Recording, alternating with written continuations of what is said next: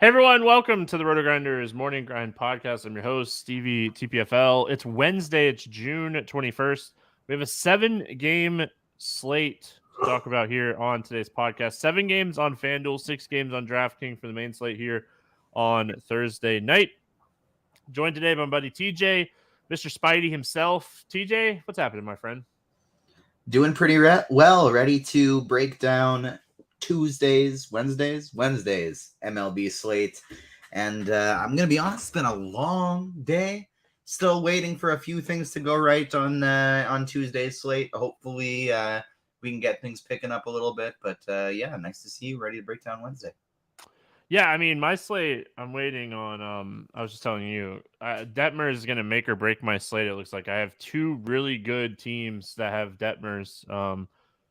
Faded Cleveland completely, which is working out. Talked about it on Expert Survey today.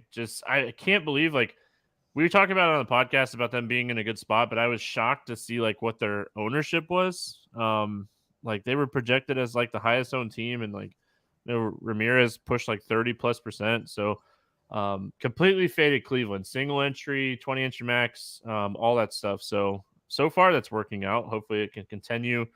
And went way overweight on Cole and played a lot of Detmers. So we'll see, or Dietmers, see how it kind of see how it works out. We'll see. That game's just getting rolling.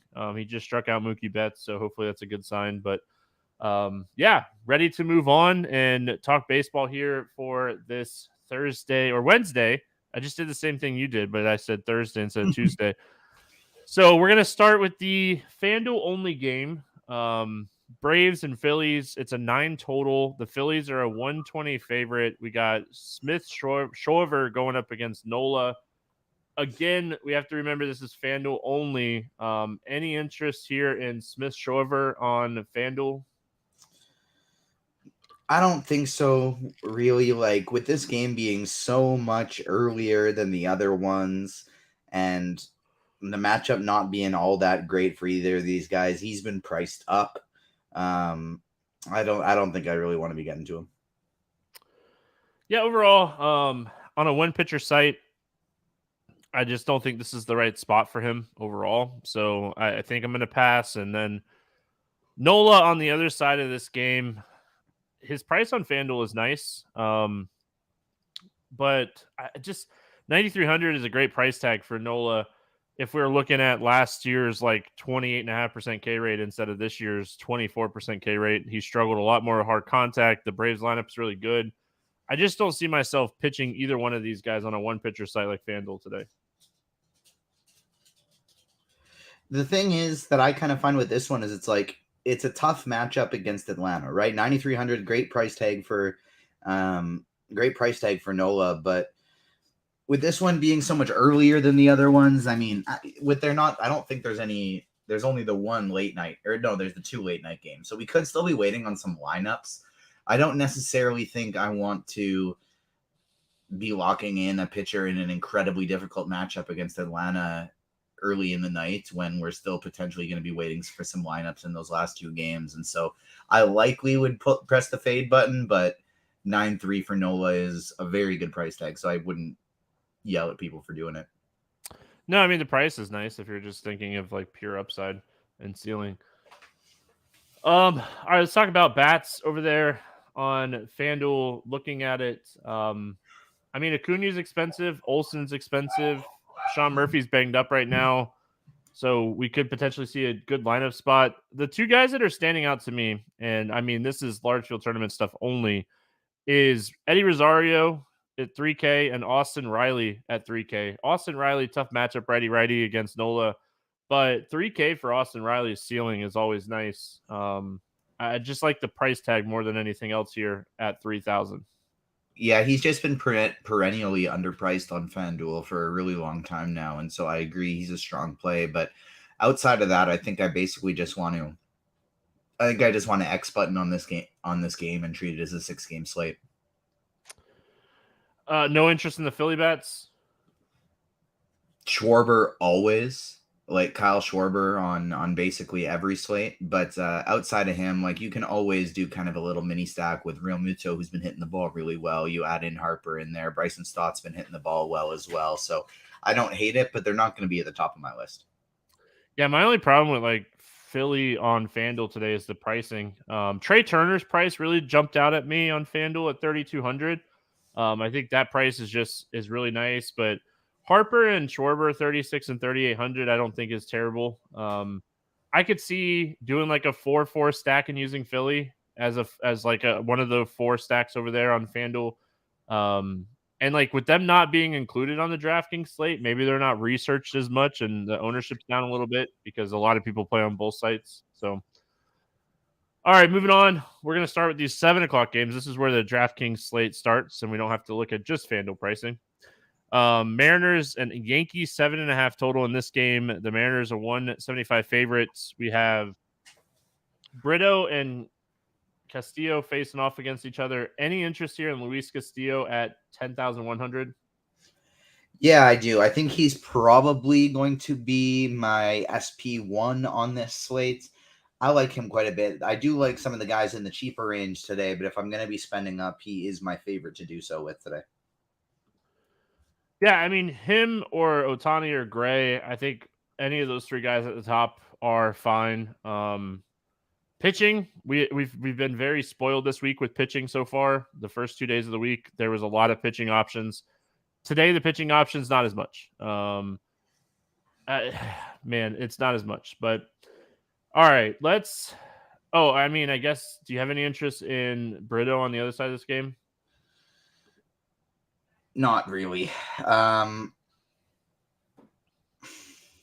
Like early in the season, he looked pretty good, right? And so I'd be interested to see how he's done in the minors since he got set back down. But I don't really want to play him.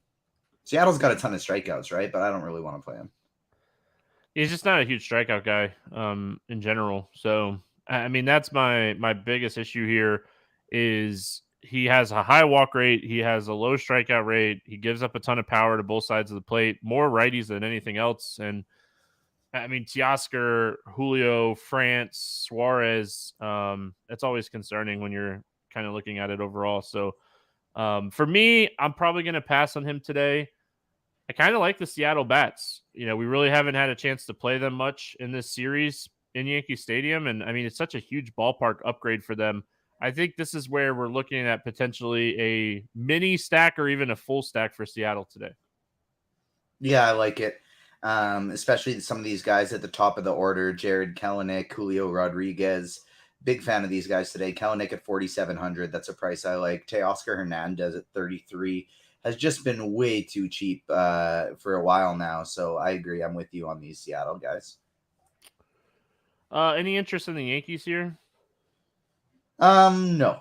Honestly, not even a little bit. One thing with Seattle I do want to touch on quick is we did have Crawford left the game early today, and so we could end up getting a bit of a wonky lineup and some guys in some better positions than we're used to because Crawford obviously is usually a leadoff guy. So if he's out, Seattle could get some interesting lineup spots there as well. I'm not a huge fan of the Yankees in this spot overall. Yeah, I mean, I'm probably not going to play Yankees here. Oakland at Cleveland, Blackburn against Williams. This game, I don't think it still doesn't have a total. Any interest here in Blackburn? So I do want to touch on his FanDuel price because at 6,800, he's probably my favorite pitcher over there. Cleveland, no, they're not a super high strikeout team, but they are just not that good this season. And Blackburn, that's the top pitcher that they have in Oakland. I went to him his last start. He went 104 pitches, struck out 9 guys. I like this guy quite a bit. And so at 6,800 on FanDuel, he's my favorite pitcher. At 82 on DraftKings, I don't know if I'd go that far, but he's definitely one of my top guys on the board. Yeah, I don't think this is a bad spot at all. I mean, I went in depth on the expert survey today about why I was fading Cleveland. And I mean, I have it still typed up so I can look at it. But I mean, they're 25th in WRC plus against right-handed pitching. I mean, they've been better. They just don't have any power. There's no power. I mean, that's just what this lineup is missing is power. So on a slate like today, where we don't have a lot of top end pitching, I think Blackburn is playable. He's not my favorite option. My favorite option is actually Gavin Williams on the other side of this game. I am very, very interested in him in this spot. Love this spot for him as his major league debut. Big time prospect, top 100 prospect, top 75, I'm pretty sure. Overall, big fastball, good slider. Command is hit or miss, and that's going to be the downside. But this dude has posted a 15% swinging strike rate with a 33% K rate in AAA this season in 9 starts, 61 strikeouts in 46 innings. And he gets Oakland his first game, fully stretched out, ready to go. I mean, I absolutely love this spot, and I'm glad the Guardians are calling him up because, I mean, this is an excellent spot for him to get his debut. Yeah, I love it. I always love coming on the morning grind because you are so much more locked into the prospects than I am. And so when you get one of the I'm aware of who he is, but I wasn't aware that he got called up. I had a busy day today. And so looking at this slate for the first time and seeing him at $5,700, I am in. Yeah, I mean, obviously anything can happen when it comes to a young pitcher making his debut. I just want to throw that out there that while just the price, right? The price, he's 5,700. We're going to have plenty of bats that we're going to like on the slate. And it's really just kind of a price thing. If you want to pay up for one of those top end options and you come down here and you get Williams at this price tag, I prefer him over Minaya. I prefer him over Grove. I prefer him over Perez and Brito. So now we're like getting back to like talking about Blackburn at 8K. We're getting a huge discount from Blackburn to Williams. So a little bit easier to get like Gray, Otani, Castillo, Kopech. So just overall, I think that this is the guy that I think is going to be popular, which is kind of stinky. But I mean, the talent is there. The talent has been there. We'll kind of have to see how it plays out. But I expect a lot of people to be on him today, not just me. Oakland Bats. I mean, I'm going to keep saying this, TJ, until they price up Ruiz. He's in play every day for me. He had like a single early, got on base. He walked, and as soon as he walked, I was like, he's running. And the first pitch, he ran, stole the base. I mean, he just now up to 37 stolen bases on the season. Just continues to produce. Like, he's a double-digit fantasy machine at 3,200. And while I don't necessarily love Oakland, if I do end up playing a lot of Williams, and I've had a lot of fun this week, like running 20 entry max, so I'll probably do it again on Wednesday. If I run a 20 entry max, I'll have a couple Oakland like stacks because I do have a feeling that I'm going to probably end up around like 40% Williams on this slate. So I want to hedge a little bit on the young kids first start. If I'm hedging, it'd be Ruiz, not a Brown. It would be a really cheap start stack where I would like get 2 top end pitchers to kind of hedge my pitching as well. That's the thing is these guys are so cheap. I agree. Ruiz is kind of the one reading the charge, but all of them, Brown, Laureano, even going all the way down to Langoliers as a catcher at the bottom, these guys are so cheap that I kind of like including them as a stack every week. Yeah, I mean, they're just too cheap. Cleveland, I'm not a huge Cleveland guy. I mean, I'm not going to like beat a dead horse about why I faded them on Tuesday, but I mean, it's just they're not very good. Like, they're in a great spot again. This is a spot that, I mean, they could beat Blackburn. They could have a good game. Blackburn has pitched way better this year so far. It's such a small sample size, though. Where's the power? Ramirez, Bell, Naylor? I mean, sure, you could play those 3 guys, but I think they're going to be popular again on Wednesday. And if they're going to have ownership, I'm just going to be out again. Yeah, I'm with you there. Like, I was underweight on them again as well. Like, Jose Ramirez is the only one I wasn't, and I kind of wish I was on him too. But I really like Blackburn today, so I'm not really trying to mess around with having too many stacks against them. All right, moving on. We got my Sox. It's Boston and Minnesota. This game has an 8.5 total. The Twins a 130 favorite. Whitlock against Gray. Any interest here in Garrett Whitlock? I do think I have interest in Garrett Whitlock. He's been pitching very, very well lately. He's only at 7K, and Minnesota strikes out a ton. And so I've been kind of loading up on pitchers against Minnesota every night. Sometimes they hit for some power and it doesn't go that well, but usually it goes pretty well because of the amount they strike out. So I'm definitely interested in some Whitlock. I am too. Just looking at like cheap pitching, Whitlock is the other guy under Blackburn that I have interest in with Williams. So these would be the two guys that I'm playing under Blackburn overall. So yeah, I mean Whitlock, he has elite walk rate. He's done a great job of limiting walks. He's a average strikeout pitcher this season. Last year he flashed a little bit more upside strikeout wise. His strikeout rate has climbed over the last month. It is 20.5 on the season. It's 23.5 over the last 30 days. So just throwing that out there. Strikeout rates climbing. A lot of strikeouts in this lineup overall. The lineup that rolled out against Crawford had a 29.5% K rate. Shout out to Cheese is Good. He was on Crawford yesterday, and he was right. So yeah, I'm thankful I for like Cheese writing that one up because I had a busy day today, and so I had a late start of my research. So I relied a lot more on the musings than I typically would. And Cutter Crawford was my highest owned pitcher today with Garrett Cole number 2. Detmers is my highest owned pitcher.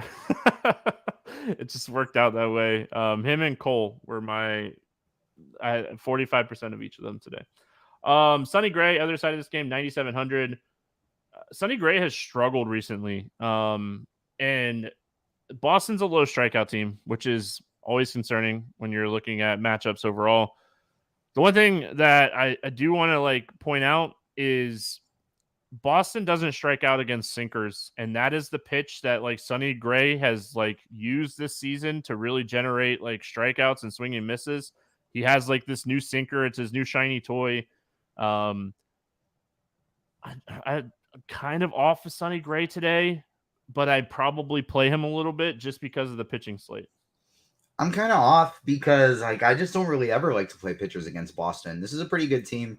And I Gray definitely has some upside, but he's not a guy that's going to go super deep into games. And so I don't really like taking pitchers against Boston. And I think I'm going to go with the route of just paying down at pitcher today. And so I don't think Gray's going to make the cut for me.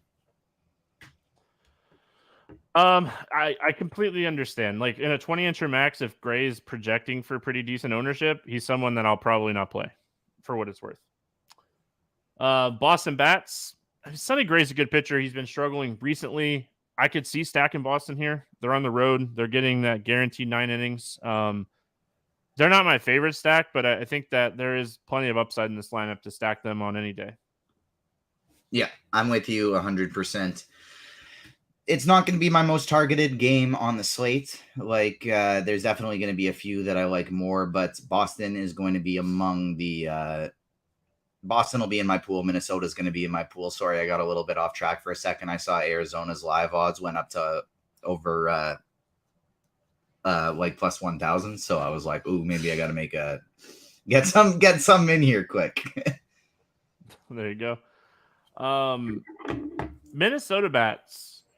It's probably a stack spot or a fade for me. I don't see myself using them as one-offs here outside of maybe Gallo or Kirilloff, who's cheap, but Julian's cheap. I could see using them as a mini stack using some of these cheap bats, but they're not my favorite stack today. They've been striking out way too much lately. Yeah, I'm with you as well. Maybe some power one-offs, but I'm not going to be looking to go to them as a full stack. Texas at Chicago taking on the White Sox. 9.5 total in this game. We got Perez and Kopech facing off against each other here. Any interest in Martin Perez at 5,900? 5,900 is just so cheap, and so even though this guy's been not so great this year, I do have interest because he's 5,900 and the White Sox aren't fantastic. Yeah, I'm not playing Perez today. I hope it works out for you. Honestly, to be honest, I hope it doesn't work out for you. I mean, just keeping it real. But I mean, they the right-handed lineup that they can roll out there with Vaughn, Jimenez, Berger. I know I'm missing people, but Robert. I think there's they're better than they have been. They're a middle of the road offense against left-handed pitching this season. They're, a bottom 2 team against right-handed pitching right now.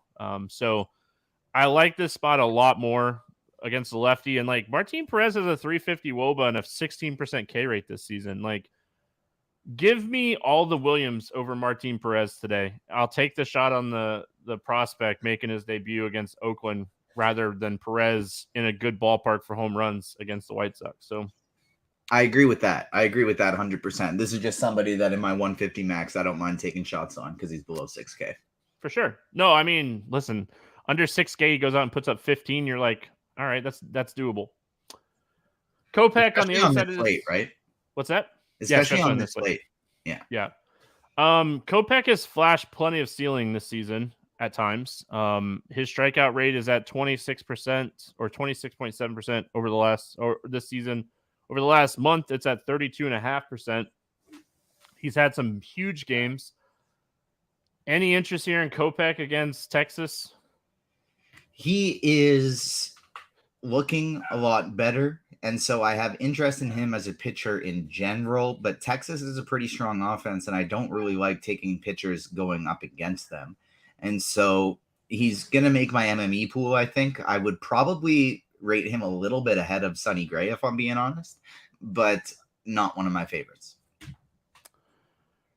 Yeah, I actually kind of agree with you. I think that if we're comparing him and Sonny Gray, I like it a little bit more, but honestly, this is still such a great offense. Top to bottom, there's not a lot of weak spots in this lineup outside of maybe Jankowski. But yeah, I think it's one of those like boom bust spots. Like you're stacking some Texas, you're maybe playing some Kopech. And even in like a 20 entry build, I think that's how you could potentially approach this, is play both sides. He has a huge ceiling. When he's on, he's a great strikeout pitcher. Texas bats. I just said it, right? I think that Kopech's a guy that gives up a ton of hard contact. And when he's struggling, he gives up home runs. So I like the Texas stack. Even having interest in Kopech, I still like the Texas stack as well. Yeah, I agree with you completely. And I think I'm especially going to be interested. Really, he's giving up a ton of hard contact to both sides of the plate. I was going to say I'm especially going to be interested in the lefties, but the way he's been striking out more lefties, he's also walking more of them as well. So the righties seem like they may be the ones a bit more likely to hit a home run, but it's really everybody in this spot. Like you go over to plate IQ, and it's like you said, the only flaw in this lineup is Jankowski. Everybody else is just green everywhere. All right. White Sox bats? Yes. Not all of them, but Berger, Robert, Jimenez, and maybe Vaughn, fire them up. Yeah, I think I'd find like a fifth person to like fit in there as like a full-on stack, but they're definitely a team I'm going to be stacking today. I don't love stacking against Perez in general. Even though like he has given up more home runs this year. Like this isn't Martin Perez of 4 years ago where he goes out and he throws 6 innings, gives up 8 hits, and all of them are singles. He's been giving up more home runs this year. So I think the White Sox are very interesting stack today because, honestly, the stack overall, when you're looking at a 5-man stack, isn't that expensive. They priced up some of these guys, but there's still plenty of value here. So I'll kind of play it off of what the lineup looks like, but they're definitely a team I'm going to be targeting today. I like the White Sox a lot against Perez today. I like the White Sox a lot more as a mini stack for me personally, like just a few of those guys. Because of the pricing. Yeah, for sure. Yeah, exactly. But it's like you said, there are also a lot of cheap guys in that lineup. So while I do love more than anything just going like Berger, Robert, Jimenez, and that's it, it's not that tough of a thing to just mix in a couple other cheap guys and roll with that 5-man stack. But I think because I'm going to be paying down so much for pitching today, I will likely just be going with those Robert, Jimenez, Bergers. All right, we got the Battle of LA again. No total in this game. The Dodgers haven't fully announced who they're starting, but Dave Roberts pretty much told us on Tuesday that Grove is going to start here in this game. We know Ohtani's pitching for the Angels. Any interest in Michael Grove against LA Angels? No, I'm going to be paying down for a lot of pitching, but I don't think Michael Grove is going to be one of the guys that I'm doing it with. He is very cheap, but we just have so many other very cheap options that I don't think Grove is going to be one of the ones I'm doing it with. I'm not going to say long term he's not going to pan out, but right now he's just not pitching well. Strikeout rate is average. Walk rate continues to be hit or miss. 276 ISO, 47.5% hard contact. His barrel rate is like 10%. Like, the Angels are a fantastic stack. The only problem is we can't play Ohtani because he's pitching, which kind of stinks. Because, I mean, the Angels would be a team I'd be on a lot. We'll talk about that in a second. Let's talk Ohtani. He's 11-1. He's facing the Dodgers. They're a fantastic lineup. It's a boom bust spot. He's 11K. You know, you're paying for the Ohtani that goes out and strikes out 10 guys. His pitching has not been as good here recently, but he's always a guy that can turn it on and have a monster game. So he's going to be in my pool. I would rank him. I don't even know. It's so close how I would rank these top like 4 guys. So top 5 guys, if I'm throwing like Darvish in there and I'm considering price, Darvish is up there towards the top for me. So it's tough, but I'm definitely going to be playing some Ohtani. I don't have a strong lead when it comes to like the top 5 price pitchers on this slate. So that's kind of where I'm at on Ohtani. So I have a strong lean of Castillo over Ohtani if I'm choosing between the two of them. But having said that, I'm just looking at this pitching slate, not liking much of it, but then the parts of it that I do like, I like quite a bit. I am kind of debating just taking a really big stand and going all in on Williams, Whitlock, and Blackburn. No, I mean, I don't mind taking a stand on this slate by any means, so I don't hate it. Bats in this game, Dodgers bats, like I would, I could see chasing home runs here. Betts, Freeman, Smith, JD Martinez, they're just all so expensive that it's hard for me to think that I just don't see myself being able to, like, price wise, get to a full Dodger stack today. Yeah, I'm with you. It's like running 150 lineups, and especially because of how many times I'm going to pay down a pitcher, I'm going to include the Dodgers in my pool as a full stack just in case we get the wild Ohtani that's walking a bunch of guys. These are still the Dodgers. And it's not like this slate is overly that big and we have tons of options we're super excited about. So they wouldn't be a target for me for single entry.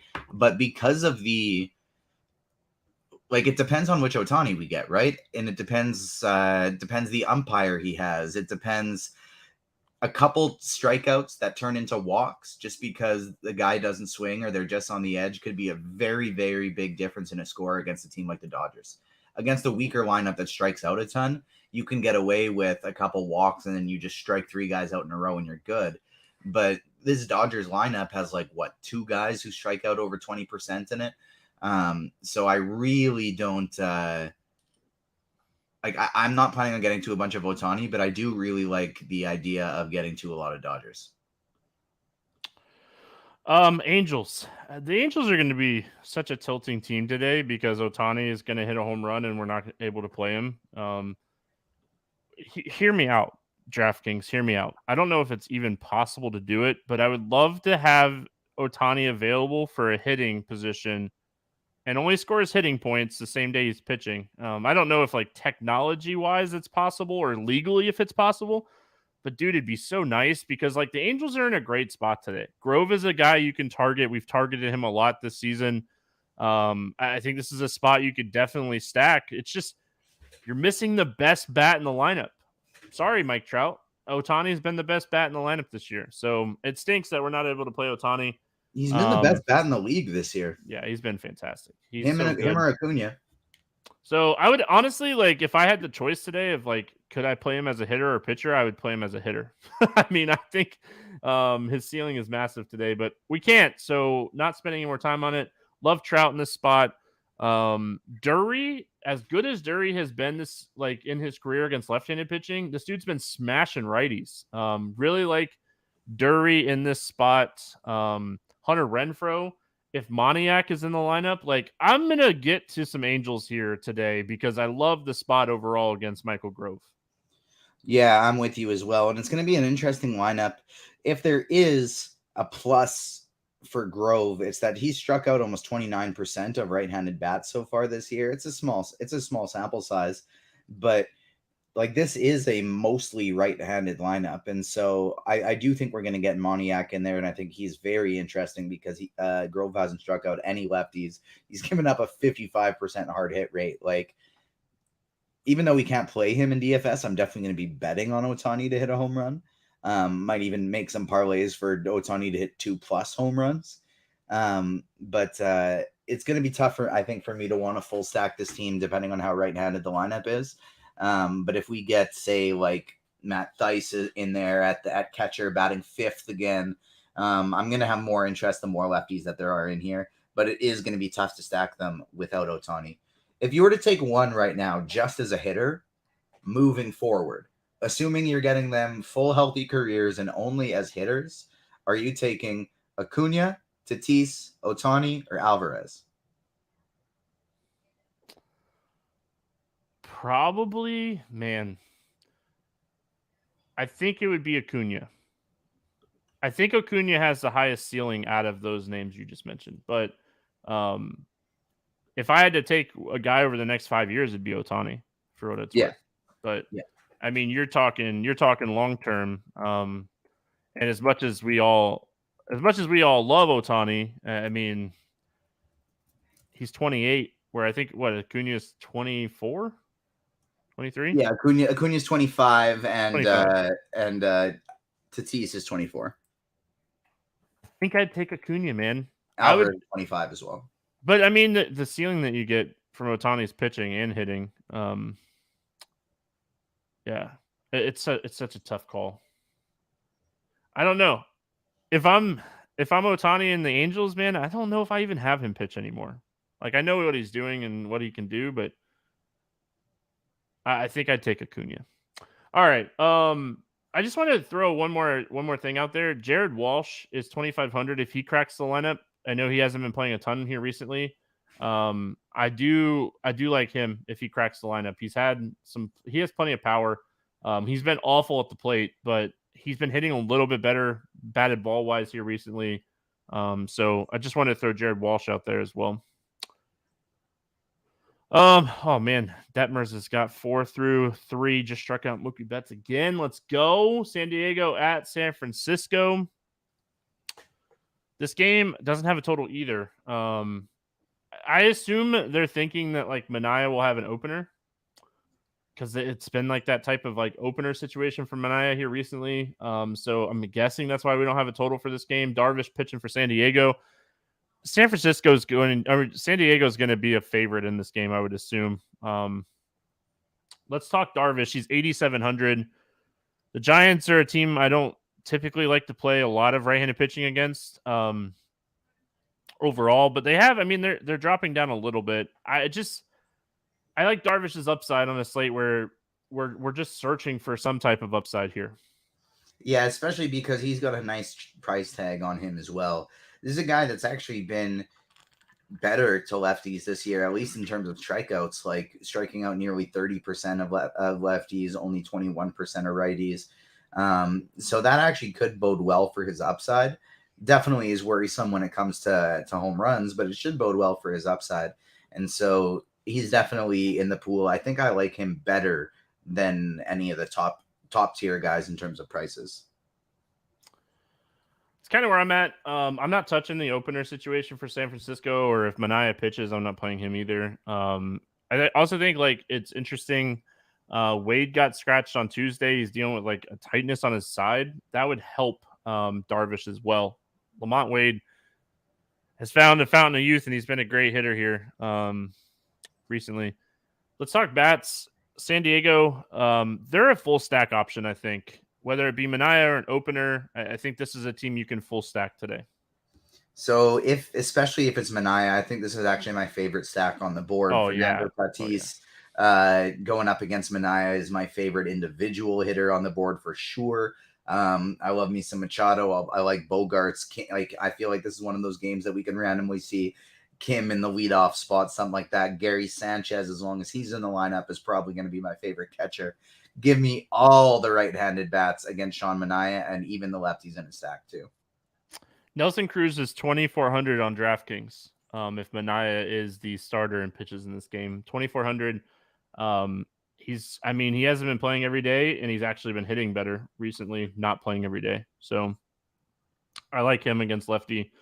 Nola is a cheap catcher. He hasn't shown a ton of power this year, but throughout his career, he's been better against left-handed pitching. The Giants, outside of like a hedge stack, I just don't have a ton of interest in the Giants right now. The lineup's kind of banged up. They keep winning games. It's good to see as someone that has a little bit of Giants season-long props. What are your thoughts on the Giants here? Yeah, I'm probably not going to be getting to them much at all. Maybe I'll include them in the pool running 150 lineups, but they're not going to be a team I wouldn't even consider in 5 lineups, and I probably wouldn't even keep in my pool if I was doing 20. All right, let's play the morning grind game, and then we will get out of here. Under 8K to get 6 or more strikeouts. Who do you got today? I will go with Garrett Whitlock, so you can have your guy. Yeah, I mean, those are the 2 guys. Gavin Williams and Whitlock were my 2 options. I like Williams a lot today. Over 8K to score under 15. Who's your bust today? I am going to go with Sonny Gray. I could see any of these guys busting. I could see all of them getting over 15. I'm going to go Kopech. The ceiling is there. We're playing him for the ceiling. This offense is tough. I could see this going either way, so I'll go Kopech. Over 4,000 to hit a home run today. Who's going yard? Fernando Tatis. I like that. I'm going to go Eloy Jimenez for the White Sox. Not typically a power guy, but his numbers have been a lot better here recently, hitting the ball a lot better, hopefully healthy. So give me Jimenez. Under 4K to get 2 hits. Who's a cheap bet that you like today? Let's see, hold on just a second. I got to see how much this guy is priced. Yes, 3,900. Let's go Gary Sanchez. I like it. I'm going to go Mickey Moniak. As everyone knows, I'm a huge fan of Mickey Moniak. I think he's a really good hitter. I wish he'd play every day, but I understand why they're not playing him every day. Give me Mickey Moniak. I really hope that he hits leadoff and Taylor Ward gets the day off today. Stack to score 6 or more runs. Who do you got? Padres. I'm going to go White Sox. I think the White Sox get to Perez today. Like the Angels, hate that we can't play Ohtani. TJ, any final thoughts before we get out of here? Nope, that is about it. Fun show with you as always. We read through that one nice and quick. Getting to see lots of each other this week. Monday on Grinders Live, and now the next day doing some morning grind. It's good stuff. I'm just glad that you beat Dean in the bet. He had to watch Shrek, and I'm glad you played Merrill Kelly. Yes, exactly. Thank you for convincing me into that. All my pitchers actually did pretty well on that. It was a good slate. Yesterday was a good slate. Burns, I think, was the only one that failed, but yeah, Burns struggled. Monday was a good slate. Yesterday was a good slate. Hopefully we can keep it rolling here on this Wednesday slate. If you haven't already, subscribe to the RotoGrinders Morning Grind YouTube page. Always appreciate everyone hanging out with us on chat here live. We're going to wrap it up. Have a fantastic Wednesday. We'll see you again tomorrow. Good luck, everyone.